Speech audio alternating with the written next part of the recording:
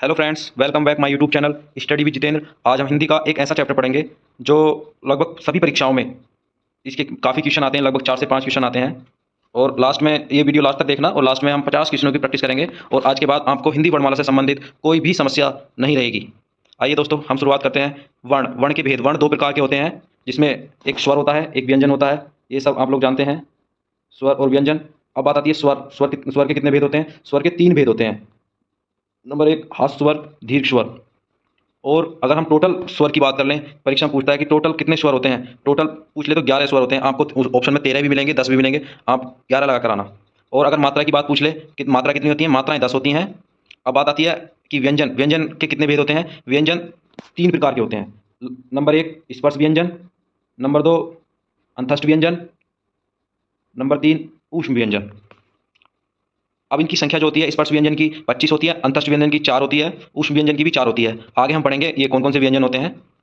अब साथ ही अगर टोटल व्यंजनों की संख्या पूछ ली जाए, मूल व्यंजन मूल संख्या पूछ ली जाए, तो 33 होती है, जिसमें 25 स्पर्श व्यंजन होते हैं और 4 अंतस्थ व्यंजन होते हैं और 4 ही ऊष्म व्यंजन होते हैं। टोटल इनकी संख्या हो जाती है 33। अब अगर पूछ ले इसमें अगर संयुक्त व्यंजन, 4 संयुक्त व्यंजन होते हैं, आगे हम पढ़ेंगे, और 2 इसमें द्विगुण व्यंजन होते हैं। टोटल इनकी संख्या हो जाती है 39। अब वर्णमाला के बारे में हाँ एक बात और, ये नोट है, ई छोटी बड़ी और ऋषि ऋषि जो होता है, पूरी वर्णमाला में ये 3 ऐसे वर्ण होते हैं जो स्त्रीलिंग होते हैं। काफी बार ये पूछा गया क्वेश्चन है कि स्त्रीलिंग वर्ण कौन कौन से होते हैं। अब स्वर की बात करते हैं। स्वर के जो भेद होते हैं, हास स्वर, दीर्घ स्वर और प्लुत स्वर। हास स्वर या लघु स्वर एक ही होता है, दीर्घ स्वर, गुरु स्वर और संधि स्वर एक होता है। हास स्वर में जो आते हैं हमारे, ये मूल स्वर आते हैं। मूल स्वर में आ ई उ री 4 स्वर आते हैं मूल स्वर में। और दीर्घ स्वर में आते हैं हमारे आ आई उ ए आई ओ औ। ये हमारे 7 स्वर आते हैं दीर्घ स्वर में। अब दीर्घ स्वर को भी हम बांट देते हैं। दीर्घ स्वर में भी 2 प्रकार के होते हैं, मूल दीर्घ स्वर और संयुक्त दीर्घ स्वर। मूल दीर्घ स्वर कौन कौन से होते हैं? मूल दीर्घ स्वर जो होते हैं आ ई और तुम्हारा उ, आ ई आ, ये 3 हमारे मूल दीर्घ स्वर होते हैं और 4 हमारे दीर्घ स्वर होते हैं। दीर्घ स्वर क्यों होते हैं? ये जो मिलकर बनता है, ये आ प्लस ई से मिलकर बनता है, तो ये आई हो जाता है। ये इसलिए इसको संयुक्त स्वर या दीर्घ स्वर कहते हैं।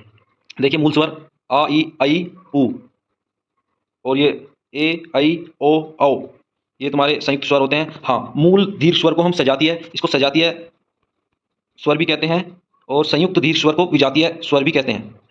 वर्णमाला वर्णमाला से संबंधित अगर कोई क्वेश्चन पूछा जाएगा तो ये पूछा जाएगा कि क्रमबद्ध समूह को वर्णमाला कहते हैं। अगर उल्टे सीधे शब्द हैं तो उसको वर्ण समूह कहते हैं, ना कि। और सबसे ये देवनागरी हमारी लिपि में लिखी जाती है। जो ब्रह्म लिपि जो होती थी पहले, सेम उसी की तरह होती है। वो भी बाएं से दाएं लिखी जाती थी और ये भी बाएं से दाएं लिखी जाती है। मूल उच्चारण स्थान जो होते हैं इसमें 5 होते हैं, कंठ, तालु, मूर्धा, दंत, ओष्ठ। किंतु स्वर के 4 माने गए हैं। अब साथ ही अगला आता है अयोग वाह। अयोग वाह के 2, इनकी जो संख्या होती है 2 होती है। ये भी स्वर में गिने जाते हैं, लेकिन इन्हें स्वर में लिखा नहीं जाता। अंग संगूर अणाखाली जो होता है, इसमें ये अयोग वाह स्वर होते हैं। अंग को अनुस्वर कहते हैं और अंगा को विसर्ग कहते हैं। आगत स्वर, जैसे हम ऑफिसर लिखते हैं या डॉक्टर वगैरह ये चीज़ लिखते हैं, तो उसमें आ जो बनता है वो आगत स्वर में आता है। अब स्वर का जो वर्गीकरण होता है, ये 3 तरीके से होता है। एक जीव जीव के प्रयोग से, मुखवृत्ति के अकॉर्डिंग, और एक होता है ओष्ठ के प्रयोग के अनुसार। सबसे बड़ी बात है इन्हें कैसे याद करें, ये अक्सर भूल जाते हैं। देखिए ये 3 प्रकार के होते हैं जीव के प्रयोग के अकॉर्डिंग। जो बांटा गया है उन्हें 3 प्रकार से बांटा गया, अग्रभाग, मध्य भाग, पश्च भाग। देखिए इसको याद करने के एक बहुत बढ़िया तरीका ये है, जैसे ये लिख रहा अग्री, इसको अग्रिय हम पढ़ लेंगे। अग्रिय में छोटी ई आ रही है और ऐशे डी आ रहा है, तो इसका ये मतलब है छोटी ई और बड़ी ई, ऐशे डी, ऐशे एनक, इसमें दोनों यानी कि चारों आगे। ये हो गया अग्र स्वर। और पश्च मध्य स्वर में हमें पता है छोटा आ आता है। बस इतनी इतनी बात याद रखनी है। छोटी ई, बड़ी ई, ऐशे डी, ऐशे एनक, इसमें ये अग्र में आते हैं, अग्रभाग में आते हैं। और दूसरा तरीका इसका ये है, आप देखोगे छोटी ई, बड़ी ए और आई जो हम बोलते हैं ई बोल के देखिए, तो अग्रभाग से बोली जाती है। ये इसमें जो हरकत करता है अग्रभाग, जीभ का अग्रभाग करता है बस। और ऐसी होती है मुखाकृति के अकॉर्डिंग जो स्वरों का वर्गीकरण होता है, इसे 4 तरीके से हम बांटते हैं। इसमें होता है संवृत स्वर, अर्ध संवृत स्वर, विवृत स्वर और अर्ध विवृत स्वर। संवृत का मतलब होता है बंद, मतलब ये मानो लगभग बंद, थोड़ा बहुत खुला हुआ होता है, लगभग बंद होता है। संवृत स्वर जो हम ई और औ को हम बोलेंगे, अगर इन 4 अक्षरों को अगर हम बोलते हैं, आप अपनी प्रैक्टिस कर सकते हो कि सबसे कम मुंह खुलता है ई उ औ, सबसे कम मुंह खुलता है। और अर्ध संवृत, इससे थोड़ा जो संवृत है उससे थोड़ा अधिक मुंह खोलना पड़ता है, ए ओ, ये हो गया। अब आता है विवृत। विवृत का मतलब होता है इसमें सबसे अधिक मुंह खोलना पड़ता है, अ। अगर हम आ बोलेंगे तो सबसे ज़्यादा मुंह खुलता है हमारा, और उससे कम मुंह खुलता है, जैसे आ हुआ, ओ हुआ, आई हुआ, ओ हुआ। तो ये इस तरीके से याद कर देंगे। अब ऐसा ही ओष्ठ के अकॉर्डिंग हम स्वरों का वर्गीकरण करते हैं, व्रतमुखी और आवर्तमुखी। व्रतमुखी का ये मतलब है, जैसे ये लिख रहा है व्रत, व्रत का मतलब है आपका मुंह का आकार जो होगा एक व्रत की तरह हो जाएगा। औ, उ, औ, ओ, ओ। इसका मतलब चार ये ऐसे स्वर हैं जिनका आकार हमारे मुंह का आकार व्रत की तरह हो जाता है। इनको याद कर लेंगे, फिर उसके बाद इनको ये अर्धव्रत की तरह रहता है, ए, आ, ई, आई, आई। अब बात आती है व्यंजनों की।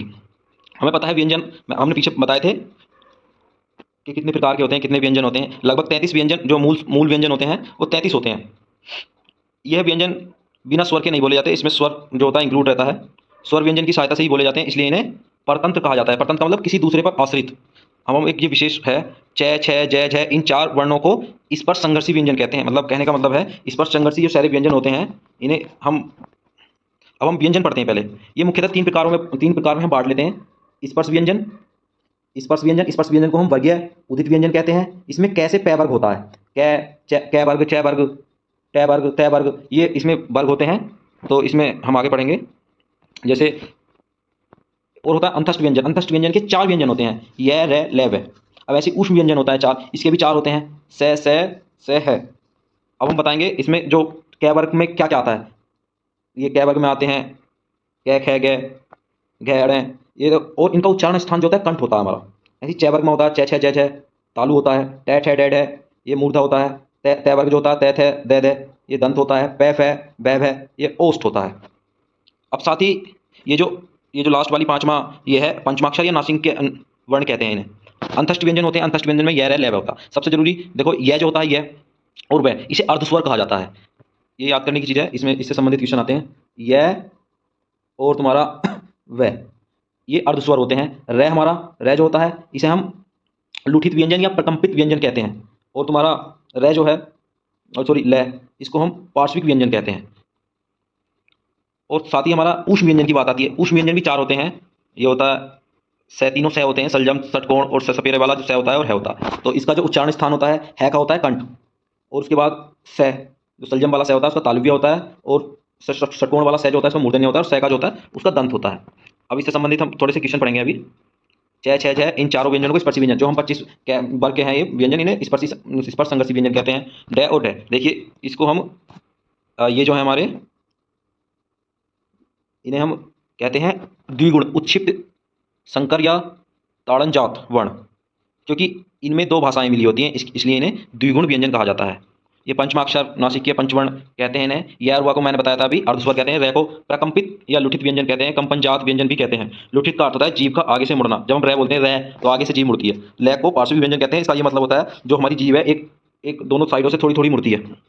हिंदी वर्णमाला में दो अमानक वर्ण होते हैं, जिसको झ और भय, ये वर्ण होते हैं जो अमानक वर्ण कहलाते हैं। है को ऊष्म संघर्षी, उस पर स्वर यंत्रमुखी काकल्य वर्ण, कंठ ऊष्म संघर्षी, सघोष वर्ण आदि नामों से जाना जाता है। जो ध्वनि ना स्वर है और ना ही व्यंजन, उन्हें क्या कहते हैं, अयोगवाह व्यंजन कहते हैं। हमने पीछे पढ़ा है। अब आगे चलते हैं। संयुक्त व्यंजन। संयुक्त व्यंजन क्या होते हैं? संयुक्त व्यंजन हमारे चार होते हैं। इसमें होता है छह छत्रिया। छह छत्रिया जो होता है वो आधा कै और सह षटकोण वाला सह से मिलकर बना होता है। और ऐसी त्रिशूल होता है, तय और आधा, तय मतलब हलंत लगा हुआ तो आधा हो जाएगा, रह है तो ये तुम्हारा पूरा हो जाएगा। तो त्रिशूल हो गया। गै ज्ञानी जय और अंगे से बना होता है, और श्री वाला सह जो होता है सह और रह से बना होता है। ऐसी आगत व्यंजन होते हैं। आगत व्यंजन क्या होते हैं? ये जो दूसरी भाषाओं से लिए गए होते हैं उन्हें आगत व्यंजन कहते हैं। हमारी वर्णमाला में इनकी संख्या 2 है, जा और फा। हिंदी वर्णमाला हिंदी वर्णमाला में कुल 52 वर्ण होते हैं, जो इस प्रकार हैं। भाई मैंने बताया था 11 मूल स्वर होते हैं, 11 सॉरी स्वर होते हैं, जिसमें 2 अयोगवाह होते हैं, तो टोटल 13 स्वर हो जाएंगे। अब उसमें जो मूल व्यंजन होते हैं उसमें कैसे पैवर तक हमारे, और फिर अंतस्थ और हम जोड़ लेंगे ऊष्म व्यंजन को, 25, 4 और 4 8 33 हो जाएंगे। 2 जो होते हैं गुण व्यंजन होते हैं, द्विगुण व्यंजन होते हैं, और 4 होते हैं हमारे, बताया टोटल हमारे 52 वर्ण होते हैं। अब हमारे इसमें आता है अल्पप्राण महाप्राण क्या होते हैं।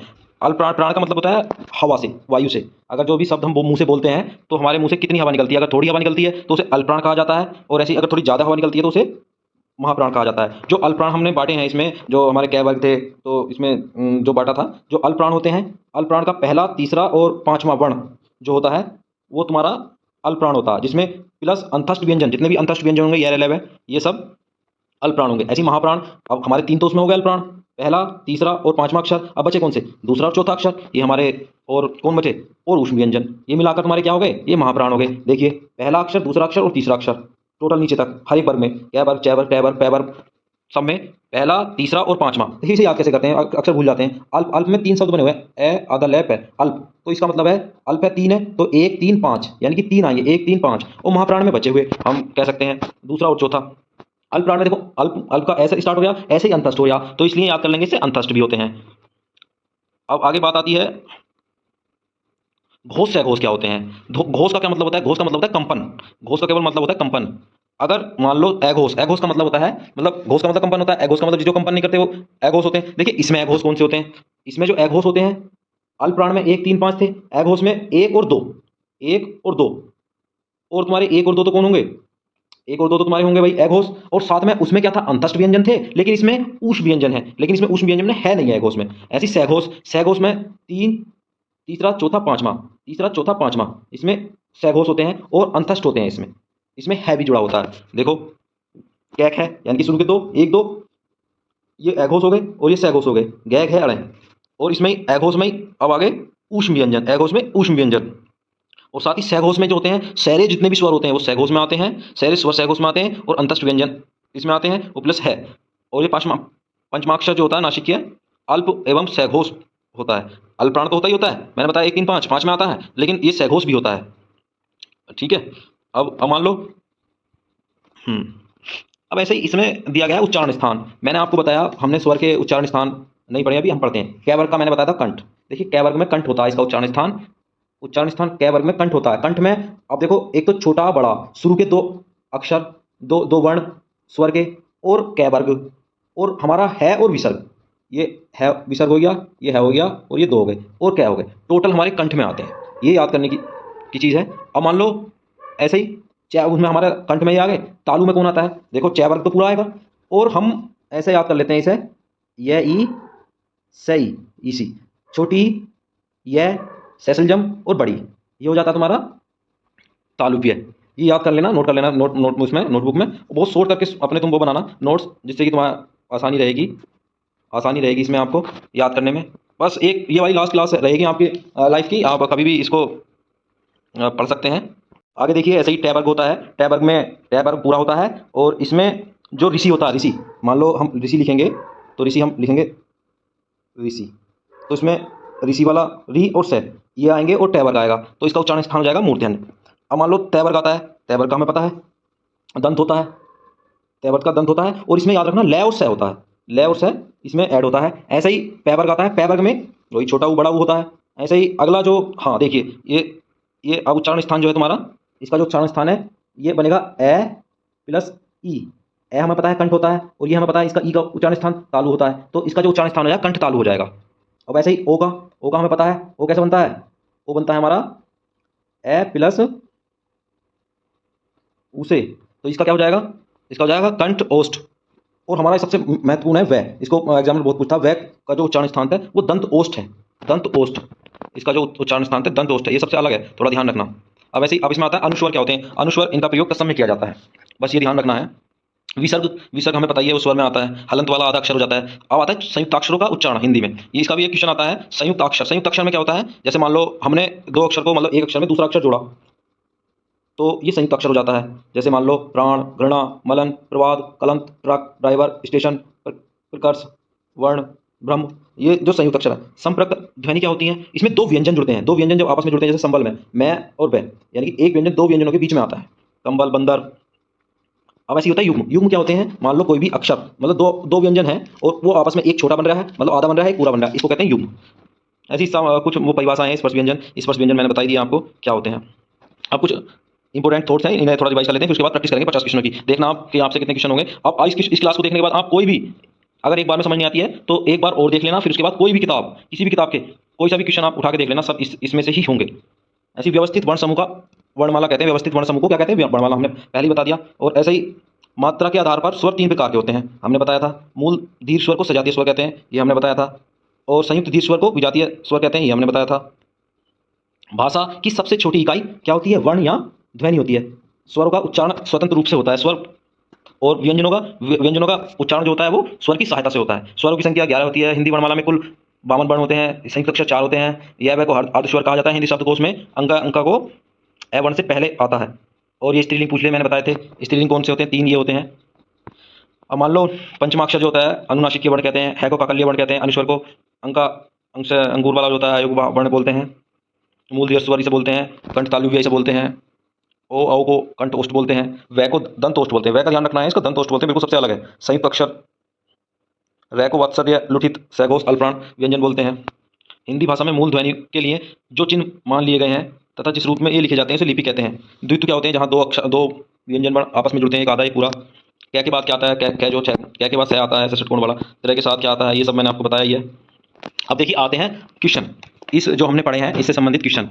निम्नलिखित में पहला क्वेश्चन, निम्नलिखित में से कौन सा वर्ण स्त्रीलिंग नहीं है? मैंने आपको बताया 3 वर्ण बताए थे स्त्रीलिंग, छोटी ई, बड़ी ई और ऋषि। ये और ये तीनों मैंने वर्ण आपको स्त्रीलिंग बताए थे। अब ये पूछा स्त्रीलिंग नहीं है, जब स्त्रीलिंग नहीं है तो कौन सा होगा?